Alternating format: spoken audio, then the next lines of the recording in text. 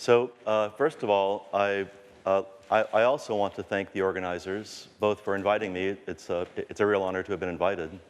And also, I think so far it's been a really great conference. I've learned a lot. I've greatly enjoyed the talks. So I hope I can continue to keep I'll try to keep the quality level at least close to where it's been. A few more prefatory remarks before I begin the talk itself. I think this will be a somewhat, or I'm hoping this will be a somewhat provocative talk. It's both because I'm sort of contrarian by nature, but also I think that it may be more, I hope, enjoyable. But also, I think these are very provocative questions that there are not very clear answers to. So if there are cosmologists in the audience, I'm hoping that you won't just be upset, but will respond and engage with me. And since I've given everyone a hard time at almost every talk, I hope you all do the same to me and ask me questions. I invite that. And last, an apology. Almost everyone in the talk has really great, groovy, cool images and pictures, and I don't have any of that. I'm not very good at that. So just a lot of text. Also, I've tried to keep it as non-technical as possible. No formulas, no equations, but there are a few places where I felt it was necessary to introduce a few technical ideas and concepts, and I'll try to explain those as I go along. So I'll begin with a poem by the great 19th century American author Stephen Crane. A man said to the universe, "Sir, I exist." "However," replied the universe, "the fact has not created in me a sense of obligation." I'll leave it there and come back to it at the end of the talk. Something to keep in mind as I go. So I'll begin by discussing a few issues just about what kinds of probabilistic reasoning occurs in cosmology. Give you some examples of questions, examples of ways that people try to answer questions, point out some prima facie problems with them that I'll go on to address. I'll then discuss what seems to me a topic that has not received enough attention, which is the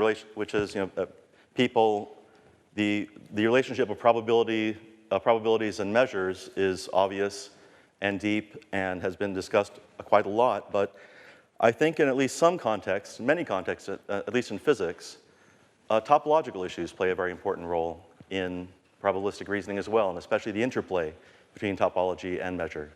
So I'll spell out what I think the appropriate relationships are with particular regard to how these issues come up in cosmology. And then the third section is where the technical issues will come up. I'll talk about what I mean by a family of spacetime models, why that's the appropriate object of study in cosmology when asking these sorts of questions, and discuss a certain technical result on the existence and non-existence of certain types of measures on these spacetimes. And then I'll conclude by giving some examples of actual pieces of reasoning, prima facie probabilistic reasoning in cosmology, and show how this technical result bears on the cogency of the arguments. So, common forms of questions that are asked in cosmology that are prima facie probabilistic in nature. One might ask about the probability of particular kinds of observations given our cosmological situation. One might ask about the probability that the value of some universal constant lies in a fixed range. One might ask about the probability that the initial conditions of the universe were of a particular kind. One might ask the probability that a particular large-scale structure would form, or that some particular characteristic local features would obtain.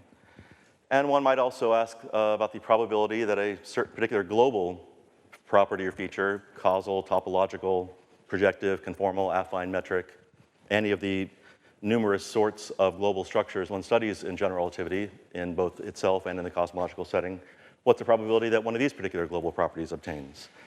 And just to give you some specific examples of these broad forms of questions that are asked.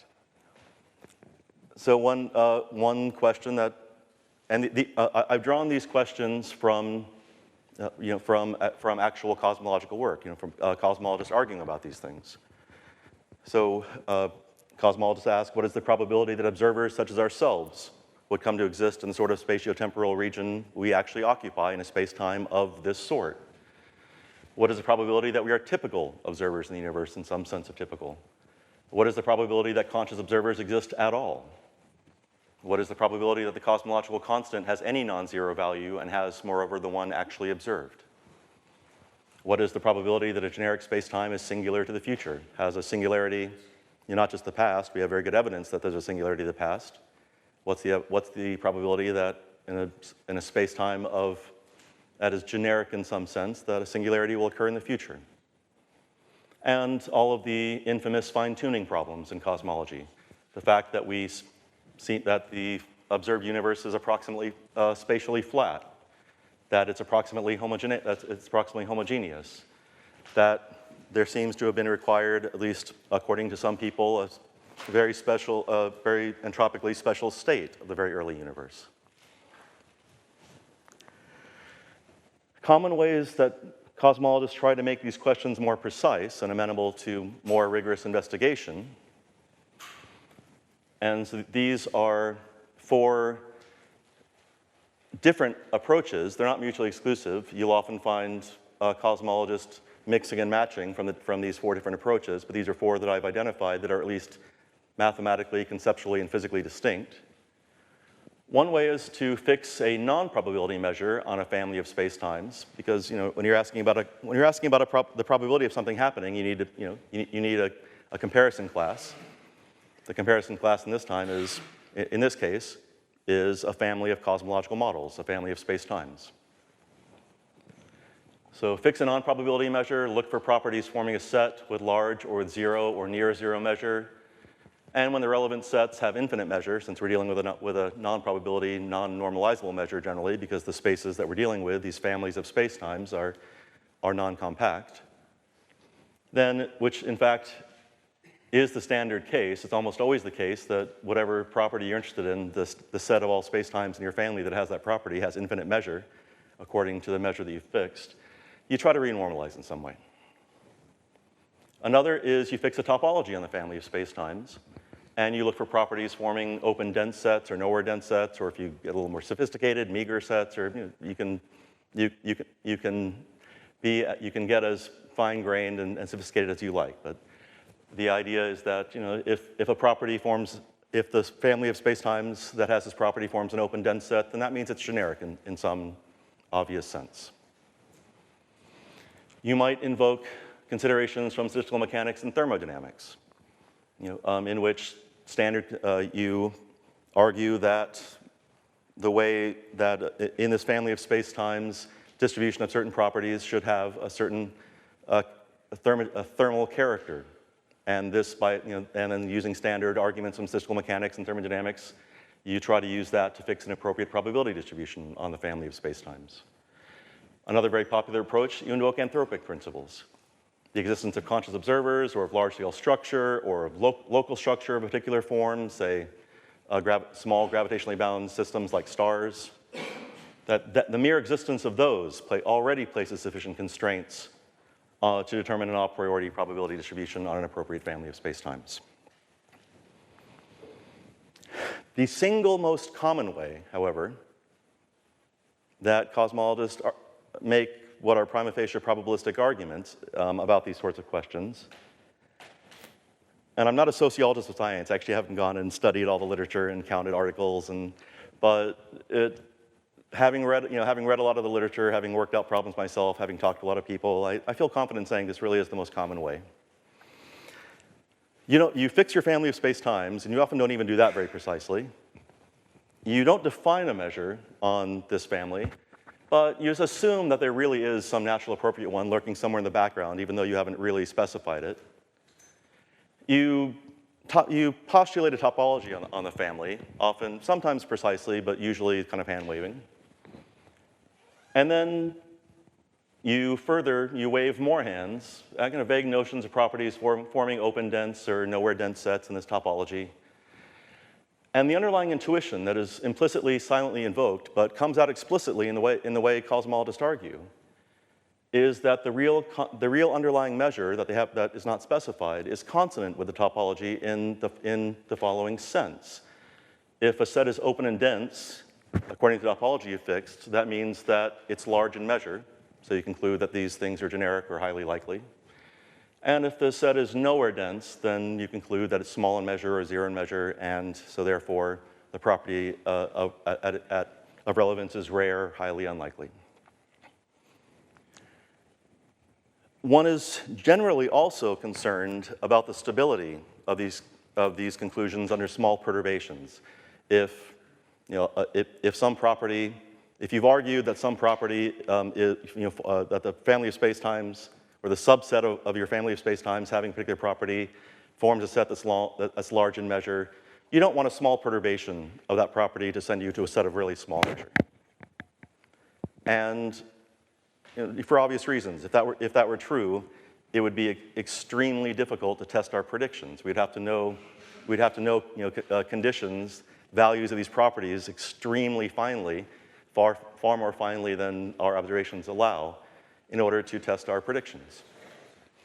And this is one of the most important places where the consonance of the measure and the topology comes into play, because stability is a topological notion. It's not a measure-theoretic notion. At least stability of the sort that cosmologists are interested in. So there are several prima facie problems with the schemas of arguments that I've spelled out so far. One is, what is the meaning of probability itself when there is only one physical system of the type at issue to observe? I mean, so I'm willing to go on record and say there's exactly one universe. I think that's not unreasonable to say. And there is, in principle, only one universe. We can't go creating new little universes in laboratories and testing them, the ramblings of some quantum gravity theory people aside. So there is a real problem about asking what it means to operationalize a notion of probability when you're dealing with a type of system for which, in principle, there's only one. That leads to the meaning of probability leads to the issue of the justification of using probability, and given the kinds of evidence available when one cannot measure frequencies. I don't care what your interpretation of probability is. If you don't think that frequency is one of the best kinds of evidence you have for probability, I don't think you're talking about probability. So, one object, one evolution, no frequencies. What kind of evidence do we have for probabilities here? There's the problem of isolation, clarification, and justification of various assumptions one must make in order to apply probabilistic reasoning, and that's really, so for instance, when people try to invoke thermodynamical and system mechanical considerations to try to justify specifying or spelling out the properties of a measure or topology in a family of spacetimes, one has to tell a story and justify the fact that one is going to be invoking these thermodynamical considerations. Then there's the problem of the physical significance of these measures and topologies, the relevance to the features or properties at issue that one is studying, and we'll see some examples. I'll very quickly, crudely sketch some examples of why the physical significance of these topologies and measures is actually a very hard and deep, and I would say not yet resolved at all question in not just cosmology, but in the study of general relativity quite more generally. We don't know of any good topology on any non-trivial family of spacetimes, I would claim. At least not any that have real physical significance in the sense that what one means by an open set has clear physical bearing on the properties and global structures or local structures one is talking about. And then, as I will focus on in the rest of the talk, the problem of the relationship between the topological and the measure-theoretic concepts and methods at issue, especially in infinite dimensional spaces, because these families of spacetimes generically form infinite dimensional spaces. And as subtle as relationship between measure and topology is in the simple, finite dimensional cases, things become even much more trickier and subtle when one moves to infinite dimensional spaces, as we'll see. So what is the relationship between topology and measure and probabilistic reasoning in general? Well, So a claim is made. This property is generic in this class of systems. Crudely speaking, that means something like most of the systems are similar in this respect. But most is a measure-theoretic notion, and similar in this respect is a topological notion. Similar means, if I take an element of my class that has the property, and I move it around in a continuous way in a small neighborhood, then all the other elements I hit have that property also. And if you are interested in the history of philosophy, I'll just mention, because he's one of my heroes, I think Charles Sanders Peirce gave an extraordinarily beautiful and insightful discussion of exactly this point. Very much worth reading. That means if we're interested in these kinds of issues, in particular, we need a Borel measure. A Borel measure is a measure that is, in a certain sense, based on or consonant with a topology. Open sets have non-zero measure. Nowhere dense sets have zero measure, et cetera. The topology and the measure are, in an obvious and appropriate sense, fit together nicely.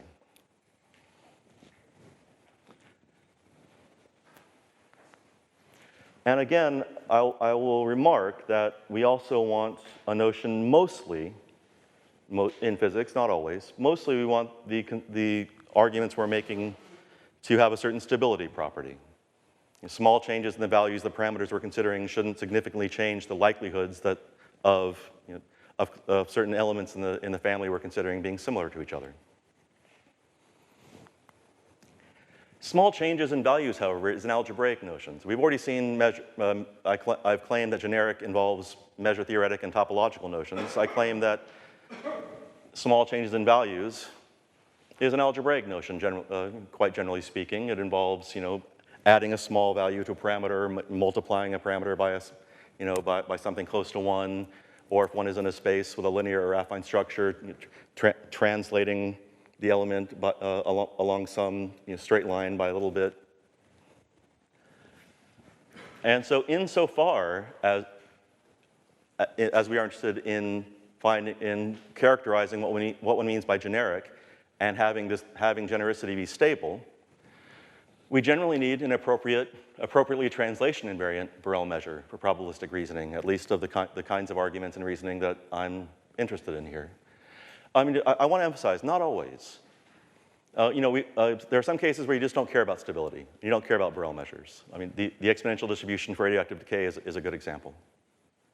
But I think it is very often the case, and certainly the case for all the examples I'm going to discuss, I think this really is what one needs if one is going to engage in substantive reasoning, probabilistic reasoning of a sort that one has some confidence in. We need an appropriately translation invariant Borel measure. Before I move on, I'll make a vague conceptual speculation about physics in general, because I couldn't resist. I think that there's a sense in physics in which one can argue that topology is generally prior to, and in some sense, more fundamental, in fact, than measure and probabilistic reasoning, although that may sound counterintuitive. Like, as I say, normally you hear probability, you think measure. And that's because in order to characterize, we need to characterize, generally speaking, similarity before we can formulate a comparison class, before we can define our sigma algebra. And if we want to achieve quantitative exactness for assigning exact probabilities, and we need to show stability to trust the testing of the predicted probabilities. So that's just a vague conceptual speculation, which I'd like to think more about, but I don't have anything more to say in detail at the moment. Just since I'm thinking about topology and measure and probability, this is an idea that occurred to me, and I'd be very happy to hear people tell me, no, that's just wrong, that's stupid, here's why. Or, oh, hey, Curiel, that's really great, here's why. But you can also just ignore it. It's not important for the rest of the talk.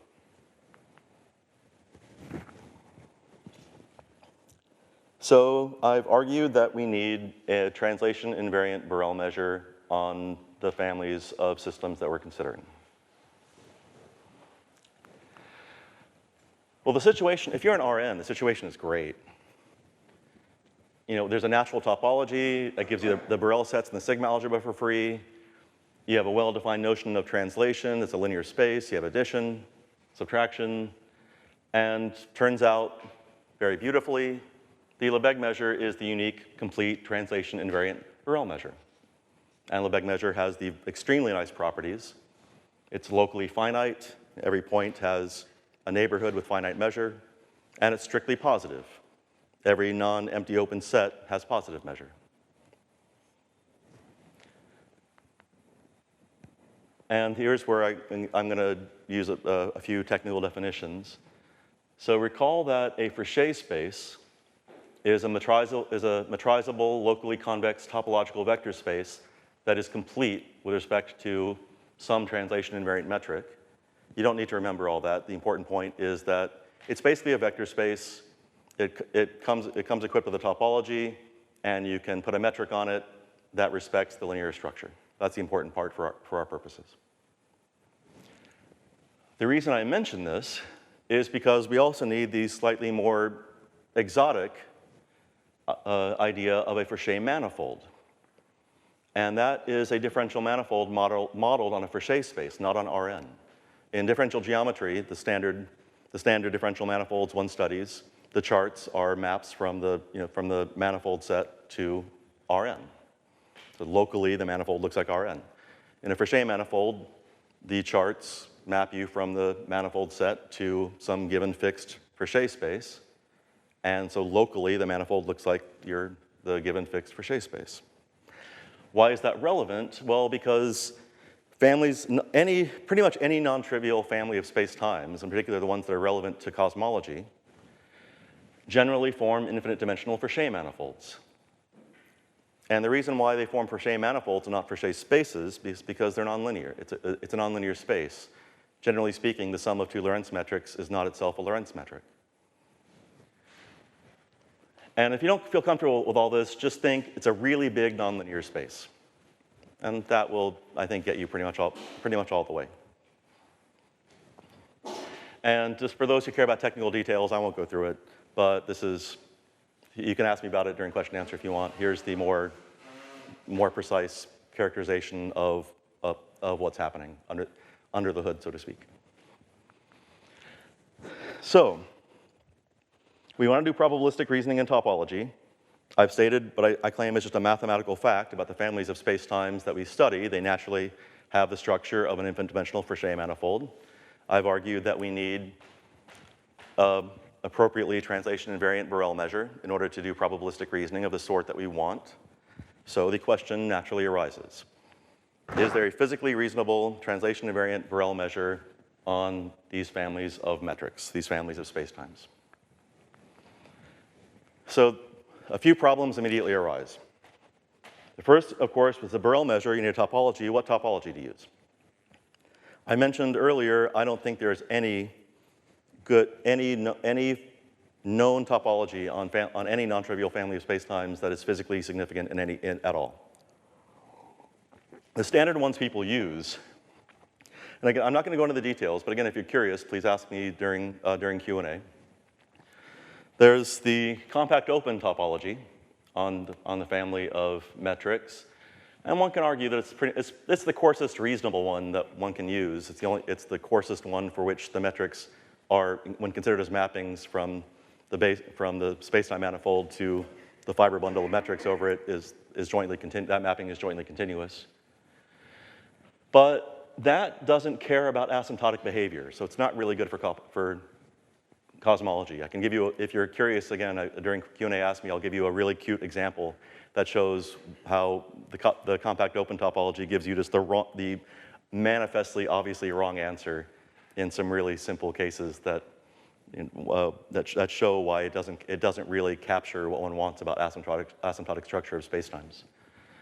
There's the Whitney topology, which is a generalization of compact open. It's more or less compact open where you just don't care that the first element is compact. You just allow anything. And I claim that Whitney has no physical significance at all. Compact open, you can argue in some cases it does, but here's the simplest example I could come up with. Consider the family of, fix some Lorentz metric on a manifold. Consider the family of metrics, any non-zero constant multiplied by that metric. That gives you intuitively speaking, what you want to claim is a continuous curve in the family of metrics, right? In fact, under the Whitney topology, that curve is not even continuous. But every single one of those metrics is physically identical. Multiplying a metric by a constant gives you the same physical spacetime. You're just changing your units. So Whitney's terrible. People often use the Sobolev topologies, which is strictly finer than Whitney, so in a sense even worse. But they actually are useful for various problems in the initial value, in proving results about the initial value formulation in GR. And their ultrafineness of the topology is actually a virtue, so you don't care that it has no physical significance. You say, look, if I can prove stability under Sobolev, it's so fine, such a fine topology, that anything, so I'm guaranteed stability under anything coarser, so anything physically reasonable will be coarser, and great. So I don't care that I can't tell you what Sobolev means physically. And then there are topologies that are defined, if you have a family of spacetimes that are characterized by some set of parameters, say measuring anisotropy or something like that, then you can define you can, crudely speaking, not always, but if you squint your eyes and don't care too much about the details, you're going to find something that basically looks and acts like a topology, where the open set is just a product of the intervals of the parameter values. And it turns out to be good for very, very simple perturbation problems, but essentially for nothing else. Let's just bracket this. Let's just pretend that we have a good physically significant topology for the sake of argument, see how far we can get. This leads us to the second problem. What does translation invariant mean here? We don't have a linear structure. And what is, again, a physically significant notion of translation for a metric in a family of metrics? Of course, mathematically, I can define some way of moving metrics around on the Frechet manifold all I want, but what does it mean physically? And the solution that I came up with is to look at how cosmologists handle perturbations, because a perturbation is essentially just, a small, you fix, say, a homogeneous metric, homogeneous cosmological model, hit it with linear perturbation, you're essentially just moving the metric a little tiny bit in the space of metrics to one nearby. You're translating it.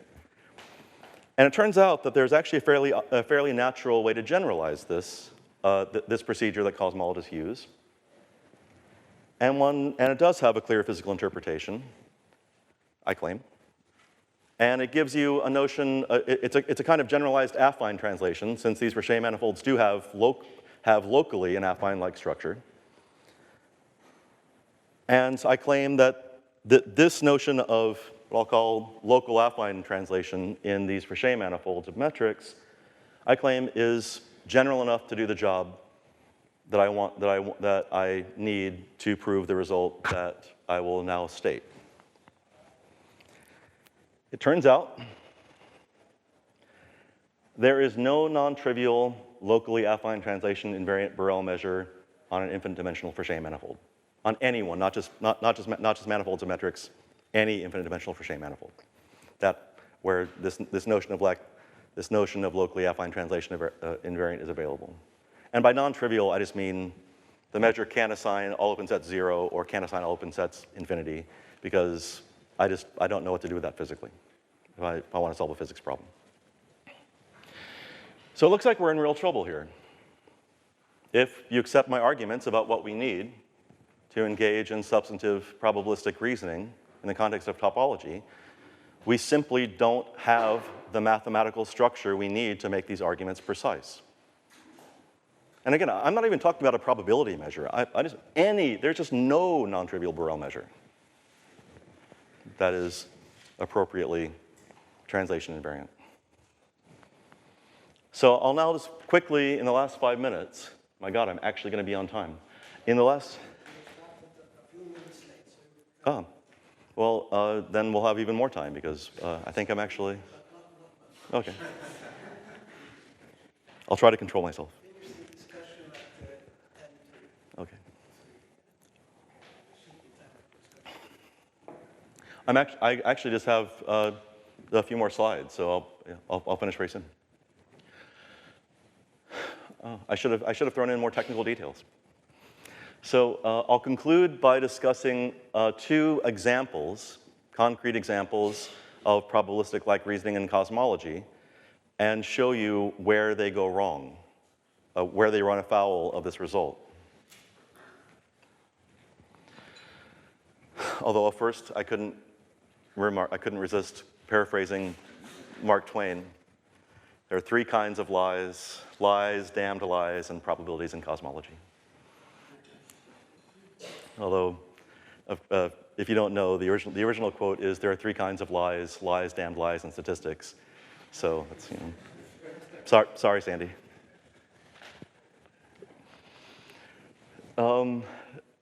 So one very popular argument, so I mentioned at the beginning a question that cosmologists asked is whether it is generic in an appropriate sense on an appropriate family of cosmological models. Is it generic that the spacetimes be future singular, that they have a singularity not just in the past, we know there's one in the past, the Big Bang, we have extremely good evidence for it.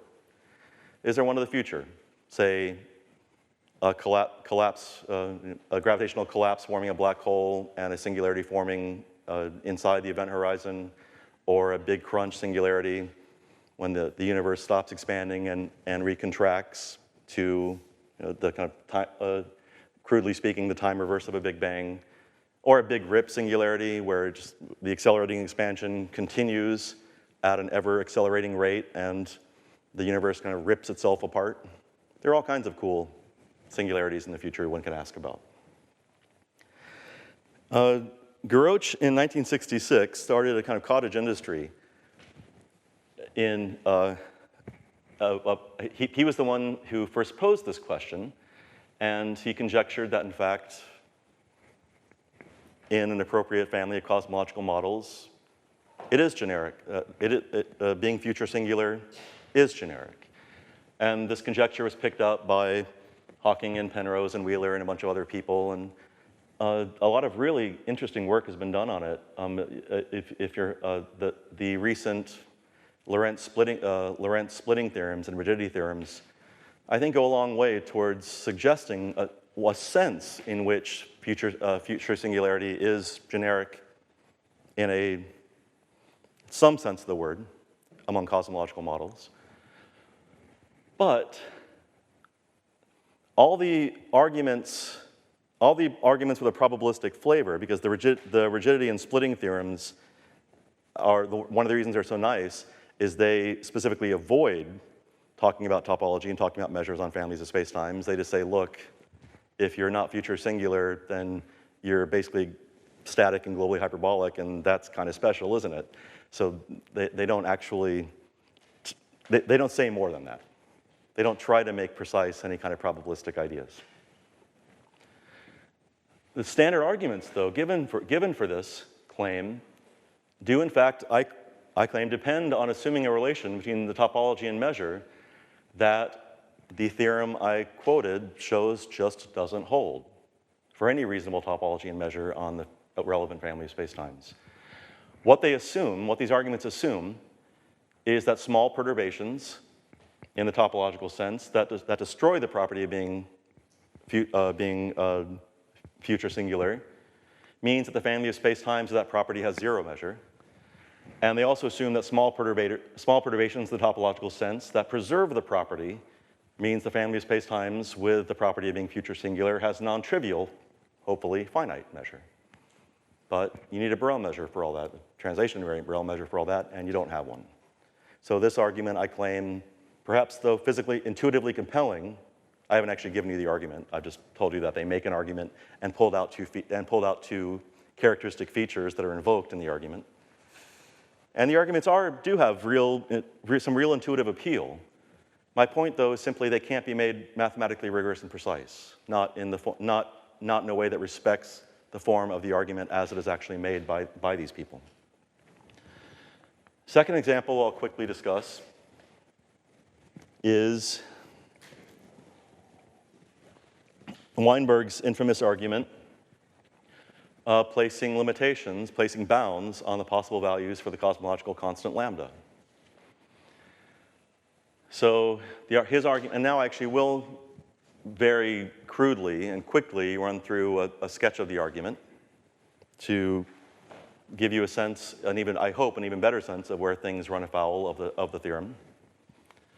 So fix some family of, when I say perturbed cosmological models, I mean you start, the standard perfectly homogeneous isotropic Friedman, Lemaitre, Robertson, Walker models. You start with that. You allow inhomogeneities and anisotropies. So you allow perturbations, and so you have one hopes more physically realistic family of spacetimes. Now one can make this precise, say, by choosing the Zechariss family of spacetimes, but doesn't have to be Zechariss. Can be Kantowski-Sachs, or one can just say, look, I'm considering perturbations and not be very specific, which is actually what Weinberg does. You then argue that the existence of large gravitationally bound systems, like galaxies, places, or stars, depending on what scale you want to work with, places upper and lower bounds on the possible values of lambda. If lambda is too positive, if it's too large, then any system that is potentially bound, like stuff that wants to form a galaxy, will be just ripped apart before it can stabilize. If it's too negative, then the universe will recollapse before any kind of gravitationally bound stable system can form it in the first place. So, and Weinberg suggests some ways to make this more quantitative, these upper and lower bounds on the values of lambda. He then argues for topological stability of the formation of such bound systems under small changes in values of lambda in this interval. He then uses an anthropic argument, the presence of conscious observers as a selection effect, assuming we're typical observers, so the value of lambda in our spacetime is typical in some sense, and he uses that to fix the shape and the peak of a measure that he doesn't define, but just that he says there's got to be this measure on the family of spacetimes, and here's how I'm going to fix its general properties. And the general properties of this measure that he doesn't actually define, but he just sketches, is what allows him to argue that the value of lambda that we actually see, well, he actually made this argument before we had determined that there was a non-zero cosmological constant. But ex post facto, one can use his argument to argue that the value of lambda we see is typical according to this measure. But again, the argument implicitly assumes that topological stability implies largeness of size in the fixed measure, but we just don't have that in these infinite dimensional spaces. I want to emphasize, I am not claiming that the conclusions of these kinds of arguments are wrong. I'm not claiming that the claims the cosmologists are making are incorrect. I'm claiming only that the form of arguments they currently use to come to the conclusions have, I think, serious mathematical, physical, and conceptual problems that must be addressed before we can have real confidence in any of these conclusions. In fact, I would argue before we can really know what these conclusions actually mean.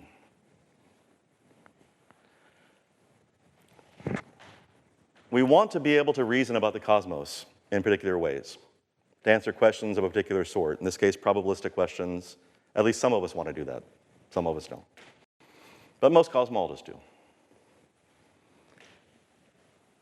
As poignantly intimated by the poem, however, that served as the talk's epigraph, "Sir, said a man to the universe, I exist.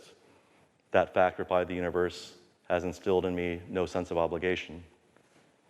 The mere fact that we want to do this does not suffice to guarantee that the universe and our mathematical representations of it be such as to support the required reasoning. Thank you.